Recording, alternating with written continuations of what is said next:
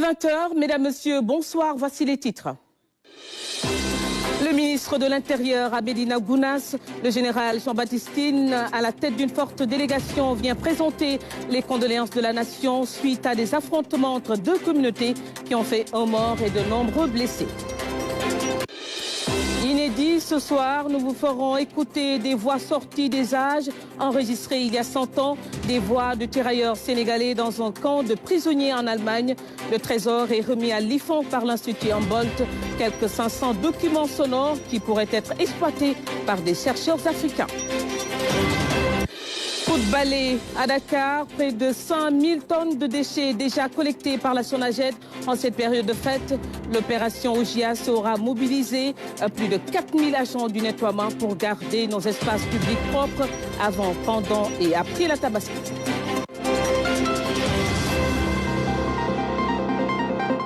Bienvenue à tous au lendemain des affrontements entre deux communautés survenus à Amédina Gounass et qui ont coûté la vie à une personne. L'État du Sénégal a envoyé une forte délégation dirigée par le ministre de l'Intérieur, le général Jean-Baptiste Tine.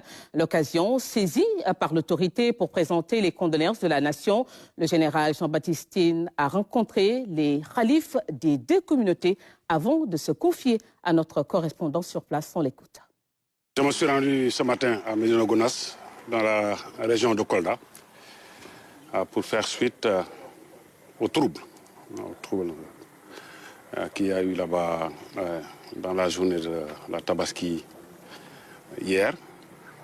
Troubles qui ont malheureusement fait un mort et une vingtaine de blessés. Nous nous inclinons devant la mémoire de notre concitoyen décédé et nous prions pour le prompt rétablissement des blessés, dont la plupart d'ailleurs est sortie d'hôpital. J'ai visité les deux khalifes des deux communautés pour, au nom du chef de l'État, au nom du Premier ministre et de l'ensemble du gouvernement, appeler au calme, appeler à la sérénité et à la retenue, en attendant d'ouvrir les enquêtes pour voir exactement ce qui s'est passé et apaiser la situation. S'il y a des mesures à prendre, nous prendrons les mesures à prendre. Et dans tous les cas, des discussions seront engagées très prochainement en vue de trouver des solutions durables à la situation. Nous restons dans la zone pour parler énergie. Le poste de transformation de l'OMVG de Tambacounda double sa capacité de production. C'est grâce à la réception de deux nouveaux transformateurs d'une capacité de 40 MW chacun. Coût des travaux 2,5 millions d'euros réalisés par l'organisation pour la mise en valeur du fleuve Gambie. En collaboration avec la Sénélec, une délégation conjointe des deux parties s'est rendue sur place pour la réception de ce joyau. Tidiane Cissé. C'est pour améliorer continuellement le système électrique et assurer un service de qualité aux usagers que la Sénélec et l'Organisation pour la mise en valeur du fleuve Gambie ont conjugué leurs efforts pour procéder au remplacement des deux transformateurs au niveau du poste de transformation de Tambacounda. La mise en place des deux nouveaux transformateurs de 40 MVA chacun, portant ainsi la puissance installée à 80 MVA contre 40 MVA auparavant, vient pallier l'insuffisance de la puissance installée initialement. Une démarche essentielle pour garantir un approvisionnement stable et fiable en électricité. Ce projet est une réponse directe aux besoins énergétiques croissants de la région de Tambacounda. À travers le réseau d'interconnexion de l'OMVG, il y a aujourd'hui des échanges d'énergie entre tous les pays membres de l'OMVG. Ces deux transformateurs viennent donc répondre à la demande croissante d'électricité qui est passée de 13 à 25 MW rien qu'en 2023. Ces travaux d'installation ont été entièrement réalisés par la Société nationale d'électricité du Sénégal pour un coût global de 2,5 millions de dollars. Ça a été vraiment un travail professionnel. Si ce n'est pas une entité qui est solide sur le plan technique et financier, c'est pas possible de faire ce genre de travaux en un délai record. Le poste a été un grand succès dans cette région. La demande a augmenté. Il fallait faire face à cela. Donc en professionnel, la Sénélec a bien alerté l'OMVG. Quand on a mis en service ce poste-là, donc l'OMVG a fait confiance à la Sénélec. Donc on s'est rendu compte que dès qu'on a mis en service le poste, vraiment la population a bénéficié de ce soulègement-là. Donc quand on a vu que cette demande augmente, on a tout de suite alerté l'OMVG qui est le propriétaire. Et l'OMVG a tout de suite réagi avec les autorités de Sénélec. Ils ont eu la clairvoyance d'anticiper sur ça et de mettre à disposition 2 transformateurs 40 MVA pour remplacer les 2 transformateurs 20 MVA qui étaient là. Le poste haute tension de Tambacounda entre dans le cadre de la boucle d'interconnexion de l'Organisation pour la mise en valeur du fleuve Gambie, qui fait au total 1677 km de lit et 225 kV. Une infrastructure qui matérialise aujourd'hui l'intégration énergétique en Afrique de l'Ouest. Plus loin, à Dakar, on a procédé à la pose de la première pierre d'un complexe polyvalent offert par le ministre des Forces armées à la cité gendarmerie de Keur-Massar. Il est destiné aux jeunes femmes pour des activités socio-culturelles. Ces femmes pourront également bénéficier de formations dans divers domaines. Moussa Mané nous en dit un peu plus.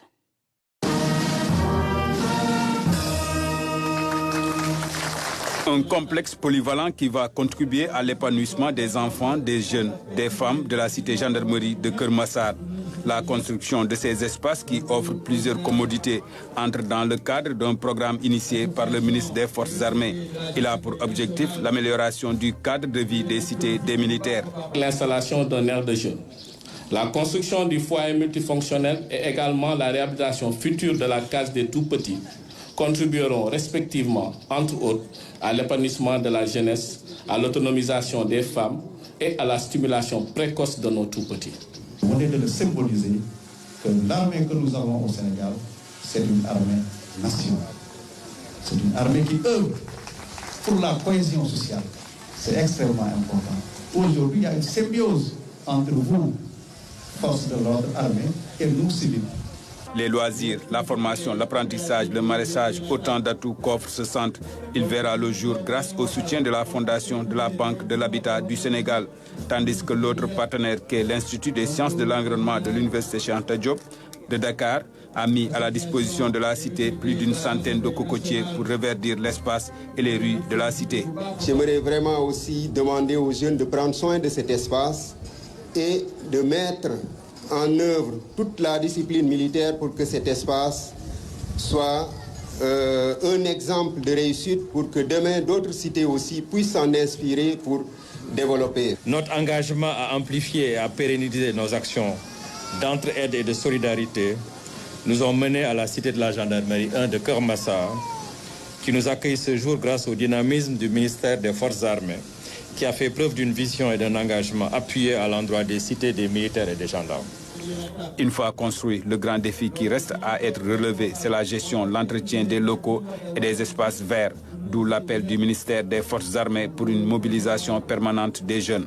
Population de la cité, ce complexe est avant tout le vôtre.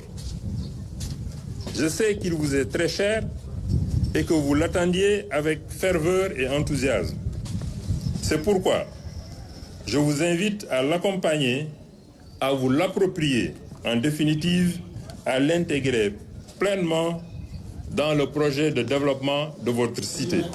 Soucieux du bien-être des militaires et de leurs familles, le ministre des Forces armées, le général d'armée aérienne Biram Diop, s'est toujours distingué en faveur de ces derniers. Ce projet qui démarre ici à Keur-Massar va toucher toutes les cités militaires du pays. Moussa Mané, la gestion des ressources halieutiques et forestières au Sénégal, on en parle également. Le sujet a fait l'objet d'une réunion organisée par le comité de pilotage du projet de gestion des ressources naturelles au Sénégal. Objectif, accentuer la réflexion pour améliorer le secteur d'ici 2028. Mamadou Sakiné. Dans un contexte de changement climatique et de menace sur la conservation de la biodiversité, le Sénégal se fixe des objectifs pour un développement durable. Cette première réunion du comité de pilotage du projet de gestion des ressources naturelles au Sénégal, SEMDREM, a permis de décliner les ambitions de notre pays. Il s'agira d'améliorer le cadre institutionnel de gestion des risques environnementaux et sociaux et de favoriser la collaboration intersectorielle en rationalisant la gestion des ressources naturelles, marines, côtières et forestières et en promouvant l'engagement citoyen pour l'environnement, le climat, les forêts et les pêches. D'assurer une gestion durable des forêts et des écosystèmes en soutenant la gestion intégrée des forêts pour ralentir, voire annihiler leur dégradation, particulièrement dans les régions concernées. Sont concernées les régions de Kaffrine, Kédougou, Kolda, Sédhiou et Tambacounda pour le volet environnement, mais aussi Dakar, Fatick, Saint-Louis, Thiès et Ziguinchor pour le volet pêche. Le projet SENREM est présentement l'un des leviers les plus importants sur lequel va s'appuyer mon département pour la mise en œuvre des réformes majeures en cours, notamment en matière de bonne gouvernance, de lutte contre la pêche illicite non déclarée et non réglementée, de promotion de la chaîne de valeur des produits de la pêche et de développement de l'aquaculture. Le projet a aussi un autre champ d'intervention. Le projet va appuyer également la direction de la réglementation environnementale et du contrôle et ses différentes structures, notamment le centre de gestion des urgences environnementales et le centre de gestion de la qualité de l'air, de les appuyer, renforcer leur capacité en termes d'équipement. Financé à hauteur de 60 milliards de francs CFA, le projet SENREM vise à améliorer d'ici 2028 la gestion des ressources halieutiques et forestières ainsi que l'accès à des opportunités économiques pour les populations. Et direction le sud du pays pour aller partager le sourire des femmes de la région de Ziguinchor. Elles ont bénéficié des moulins électriques et des ambulances médicalisées en don du Puma. La cérémonie de réception a été présidée par la ministre de la Famille et des Solidarités, Madame Maïmouna Dieye. Le compte-rendu sur place de Michel Mendy. Des moulins pour alléger les travaux post-récolte aux femmes de Ziguinchor. Un don du programme d'urgence de modernisation des axes et territoires frontaliers Puma. Le matériel est réceptionné et distribué par le ministre de la Famille et des Solidarités aux femmes de la région. Ces équipements vont sans doute alléger les conditions d'existence des femmes en favorisant leur autonomisation et l'accès des ménages à des activités génératrices de revenus. Dans ce projet, une place importante est réservée à l'épanouissement des femmes dans la famille et le renforcement de la solidarité en vue d'un Sénégal prospère, juste et souverain. Pour cette première dotation sous l'ère des nouvelles autorités, la distribution s'est faite par commune et par organisation fédérale. Les bénéficiaires saluent le geste. Dans les villages les plus reculés, les femmes utilisent les pilons et autres, mais ça va alléger vu que non seulement une fois sur place, ça aidera aux femmes d'effectuer ou de faciliter leur travail ménager. C'est un ouf de soulagement.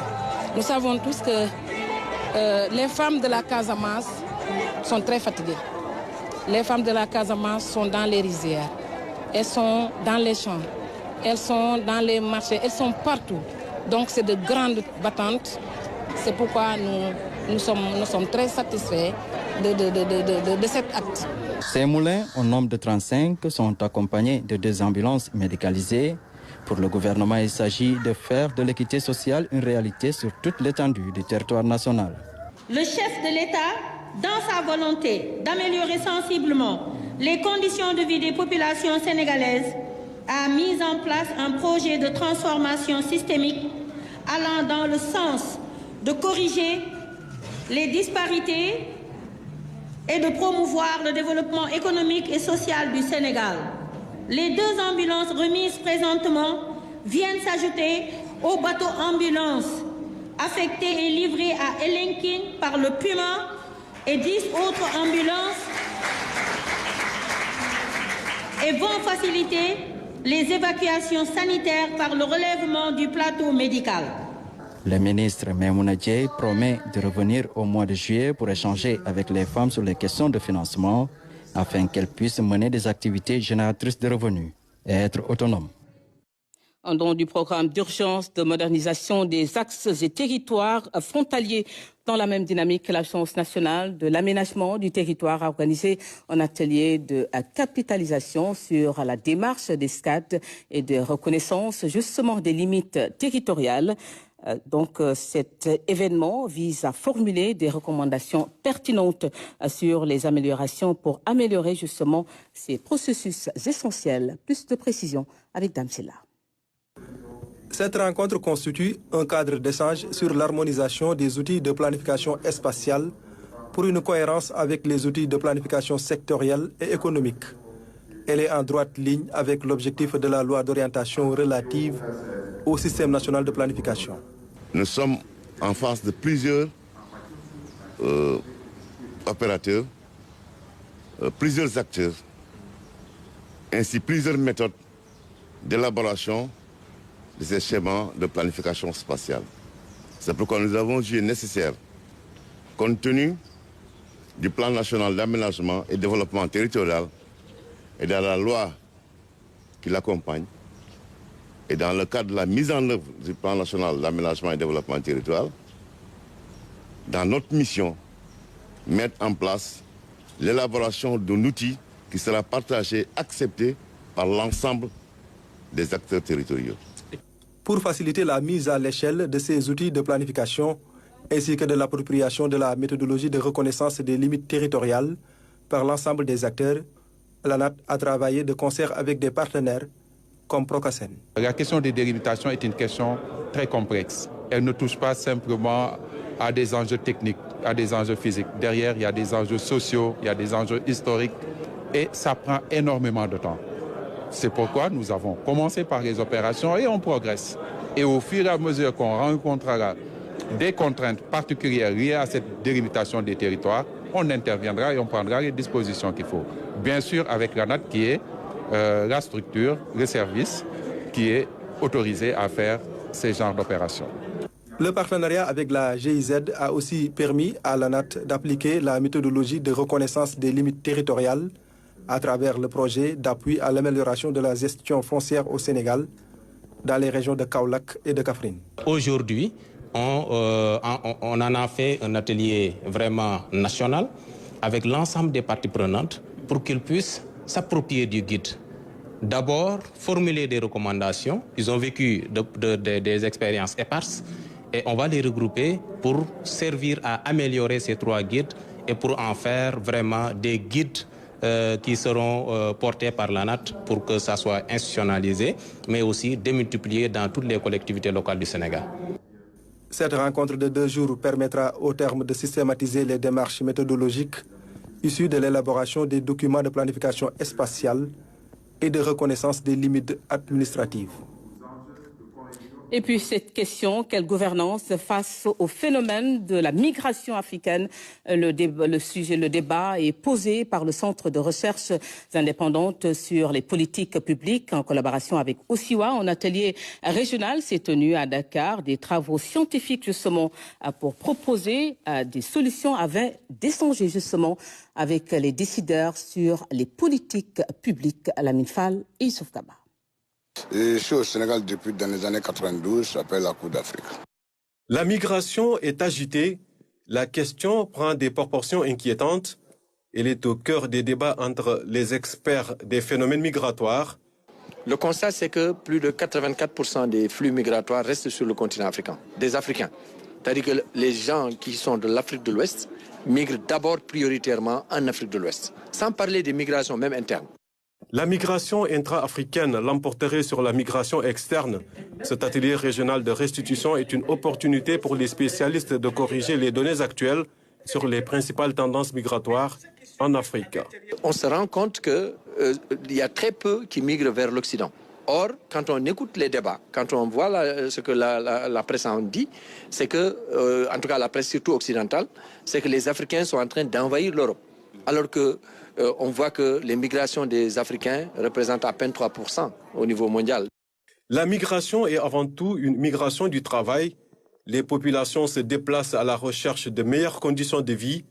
Cette migration est un droit reconnu par les Nations Unies, mais également par les textes de la CEDEAO. Vous savez que depuis 1979, nous avons un protocole de libre circulation des personnes et des biens. Mais ce principe, donc cela suppose qu'au sein de l'Afrique, il y a ce qu'on appelle le principe de l'Afrique de l'Ouest, le principe de cette liberté de circulation, de mobilité. Les gens doivent aller s'établir et s'installer partout. Les États africains étant jaloux de leur souveraineté, de leurs frontières traditionnelles, ce principe de mobilité dans l'espace CEDEAO rencontre des difficultés dans son application. Aujourd'hui, Au niveau des frontières, ces populations rencontrent des difficultés. Au niveau de l'accès au logement, au niveau de l'accès au niveau des structures.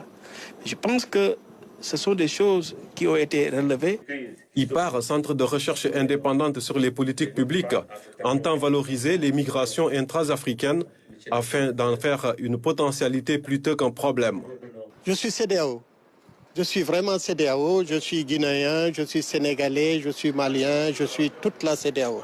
Parce que c'est ça en réalité l'objectif des pères fondateurs.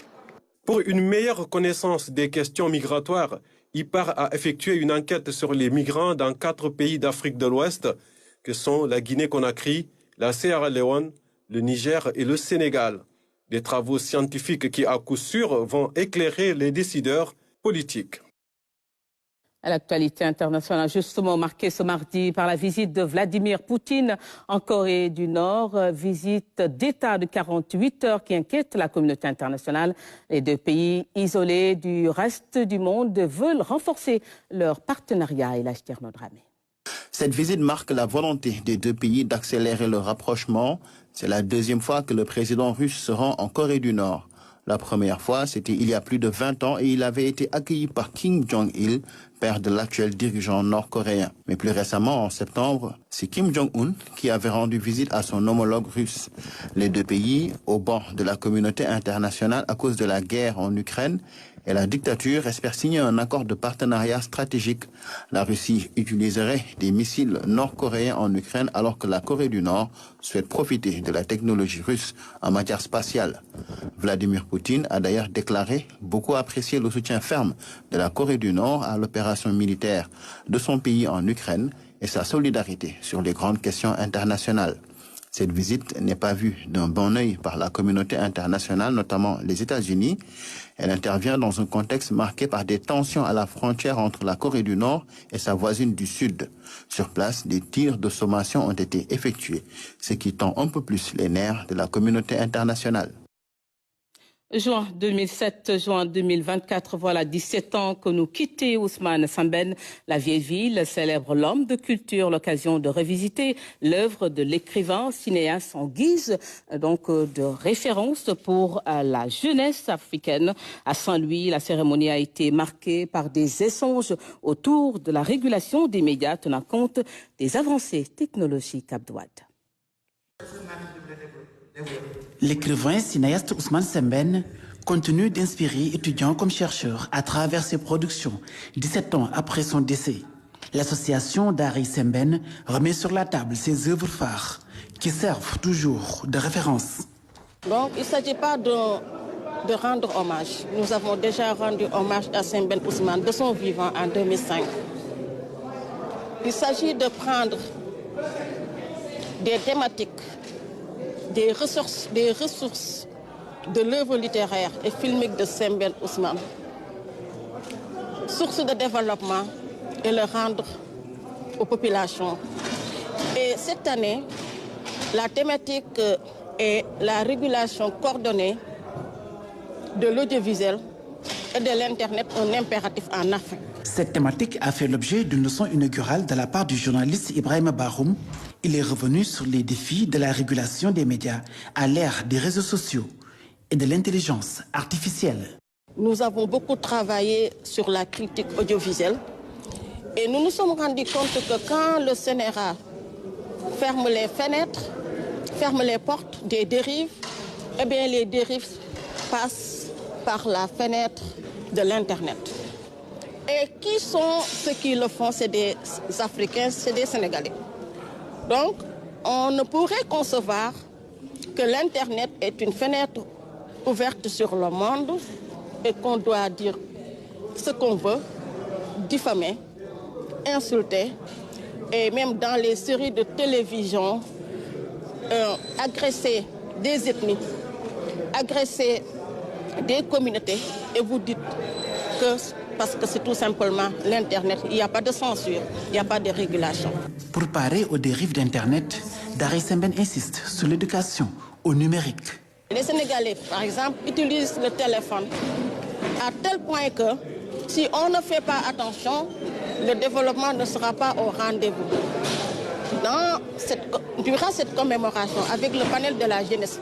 Parce que tous les 2 ans ou tous les 3 ans, Darey Sembène invite les jeunes à débattre d'un sujet la veille de la commémoration.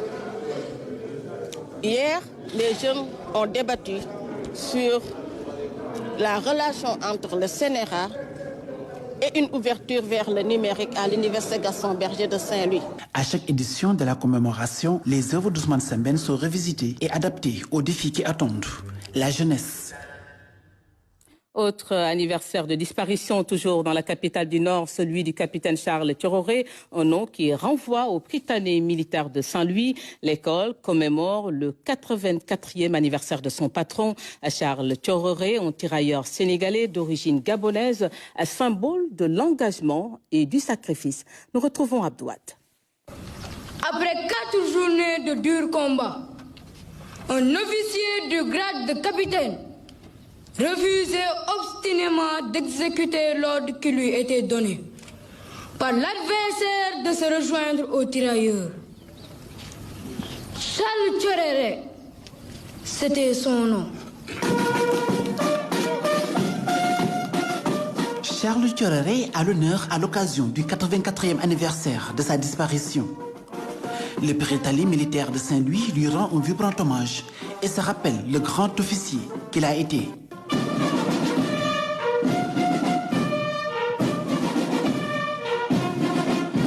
Le nom du capitaine Thiororé est gravé dans une mémoire collective qui transcende même l'école.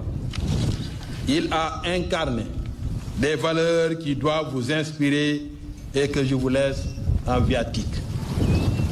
Le courage, qui est une vertu à faire prévaloir en temps de paix comme en temps de guerre pour défendre vos idéaux et votre intime conviction dans un monde où le conformisme tend à être érigé en règle. Les valeurs telles que la bravoure, le courage ou l'intégrité ont fait du capitaine un modèle de serviteur exceptionnel dans l'armée coloniale. En 1973, le président Senghor lui donne le nom de l'école militaire préparatoire de Saint-Louis à l'occasion des 40 ans de l'établissement. Cette décision de haute portée était motivée par l'exemplarité de notre héros et la noblesse des valeurs qu'il incarnait. Le capitaine Charles Thiororé avait réussi à gagner la confiance de ses chefs au point de se voir confier des postes de responsabilité à l'époque. Originaire du Gabon et intégré au corps des tirailleurs sénégalais, le capitaine Thiororé meurt fusillé par les nazis à Rennes, en France. Le 7 juin de chaque année, il est célébré dans ces 3 pays.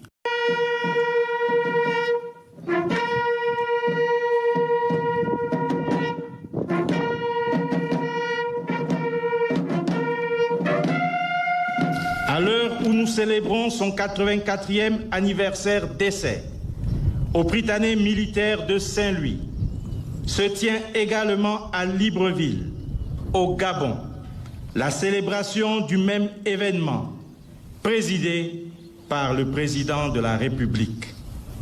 Tout cela témoigne, à n'en point douter, que notre cher parrain aura marqué l'histoire d'une empreinte indélébile. L'histoire du parrain est une excellente leçon d'exemplarité régulièrement enseignée aux enfants de troupe. Donc ce sont ces valeurs que nous offrons à nos élèves ici, que nous rappelons à ces derniers à chaque instant.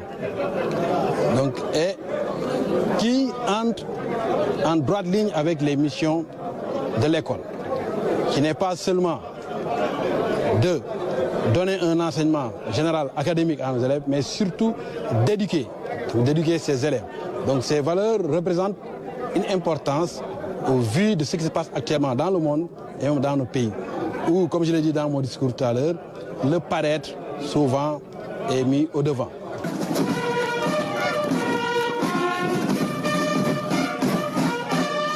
Charles Thiororé incarne l'engagement et le sacrifice. Sa légende continue de se raconter et d'inspirer dans cette école d'excellence qui est le Prytanée militaire. Comme annoncé en début de journal, nous allons vous faire écouter des voix sorties des âges, sentant que des tirailleurs sénégalais ont été enregistrés dans un camp de prisonniers en Allemagne. Quelques 500 documents sonores ont été remis par l'Institut Humboldt à l'IFAN. Ces enregistrements précieux vont enfin avoir une exploitation scientifique par des chercheurs du continent. Il s'est agi de restituer la parole aux Africains. Oumar Diawa. Cette voix que vous allez entendre semble jaillir du tréfonds des âges. Elle résonne plus de 100 ans après la Grande Guerre, celle de 14-18. C'est celle d'un prisonnier de guerre sénégalais.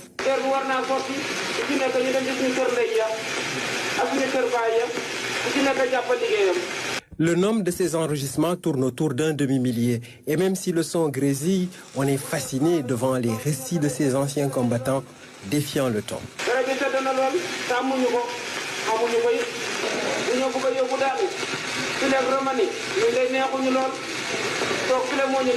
Ces personnes appartiennent à des communautés. Ces communautés aussi ont besoin de savoir que sont devenues ces personnes qui sont parties de chez elles pour aller en Europe dans une guerre.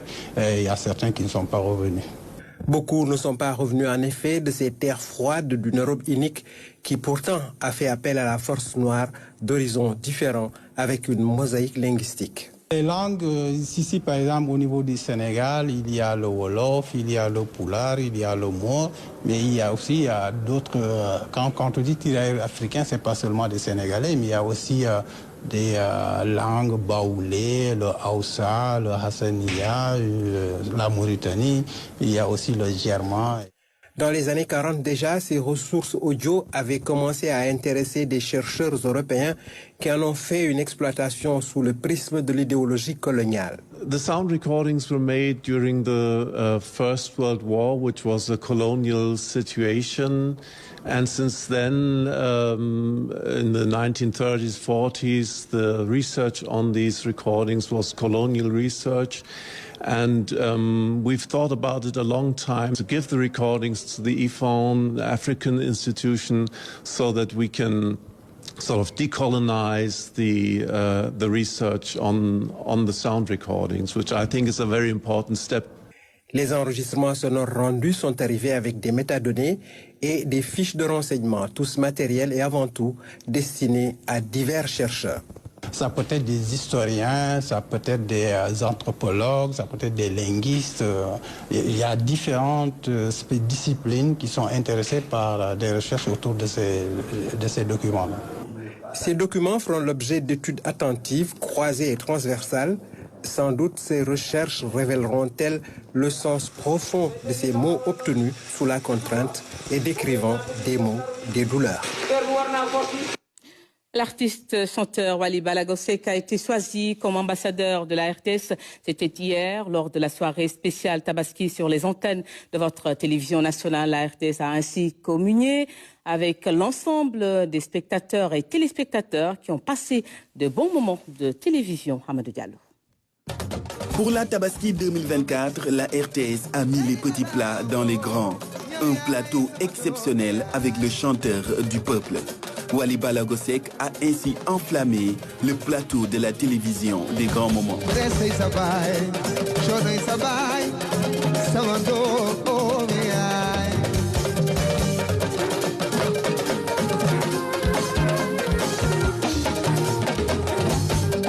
Le leader du Ramadan est désigné ambassadeur de la RTS.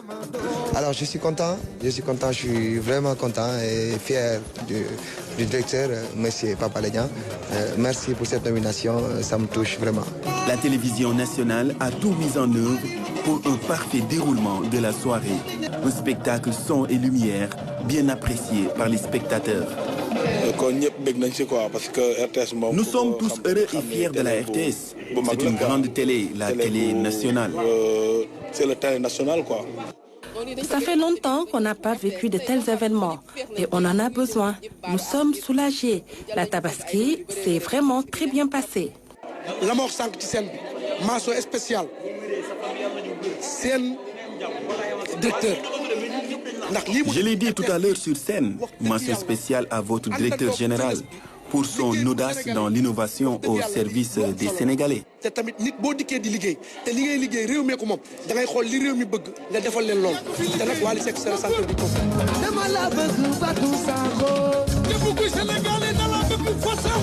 Un des moments forts de la soirée a été l'hommage rendu par Wally Seck à Fatou Sakho. Un des monuments de la télévision ici au Sénégal. La grande dame Fatou Sakho. La dame de fer Fatou Sakho. La grande dame Fatou Sakho. Nous, on est venu représenter la FABES à cette soirée et au-delà de cette représentation, on avait envie de refaire partie de cette grande famille de la RTS et de revivre ces grands moments donc, de télévision. Ça faisait longtemps que la RTS n'avait pas ces grands plateaux. Et ça, on a envie de revoir cette RTS-là pour nous faire plaisir à nous, mais aussi pour faire plaisir à tout le peuple sénégalais qui a envie de se réconcilier avec sa télévision. On a espoir, évidemment, avec ce qu'on a vu ce soir. C'est une très bonne initiative et un bon départ avec le nouveau directeur général que nous félicitons et encourageons à continuer dans ce sens.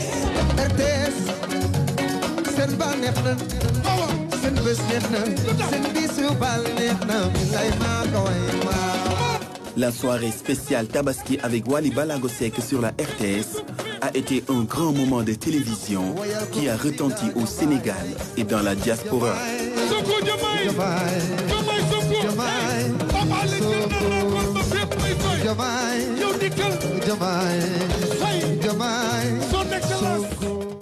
Et justement, la RTS vous propose, après ce journal, la rediffusion de la soirée spéciale Tabaski 2024 avec Wally Balago Seck et son groupe.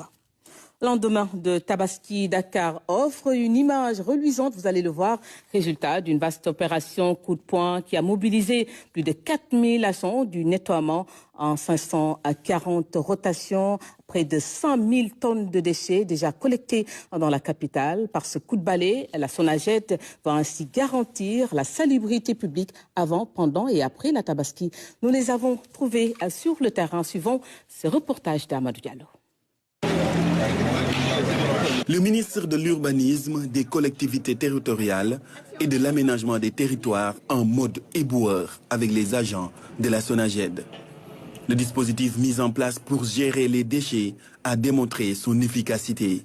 La SONAGED continue à abattre un travail de qualité grâce à l'engagement de ses agents sur le terrain. Concernant le dispositif que nous avons mis en place aujourd'hui, nous avons au total 6 000 agents que nous avons déployés sur le territoire national, notamment 4 000 agents rien que sur Dakar.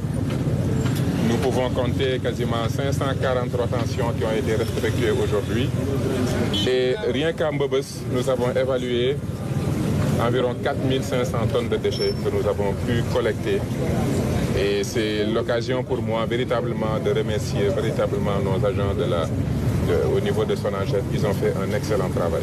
Les points les plus sensibles de la capitale ont été pris en charge par la SONAGED, mais pas que. La question de l'encombrement de l'espace public va aussi être traitée.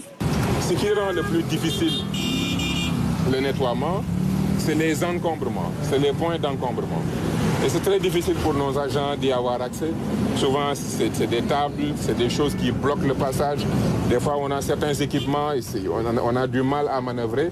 Et j'ai demandé à ce qu'on identifie l'ensemble des points d'encombrement. Et après le nettoyage, nous allons nous occuper de cela. Parce qu'on ne peut pas continuer à encombrer notre cadre de vie à tel point que nous ne pouvons même pas nettoyer la ville. C'est un problème. De Diourbel à Dakar, la tournée du ministre de l'Urbanisme en cette journée de Tabaski a permis de faire un appel aux collectivités territoriales pour une gestion inclusive du cadre de vie. Et juste après ce journal, vous aurez une rediffusion de la soirée spéciale Tabaski avec Wally Balago Seck. Je vous retrouve tout juste après, justement, pour la dernière édition du soir. Bonne soirée à tous.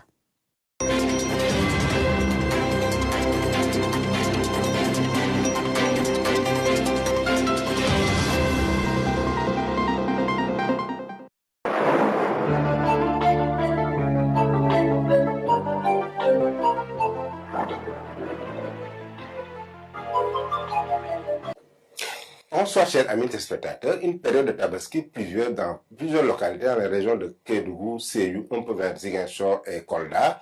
Le reste du pays a été à l'attente des premières pluies, mais cette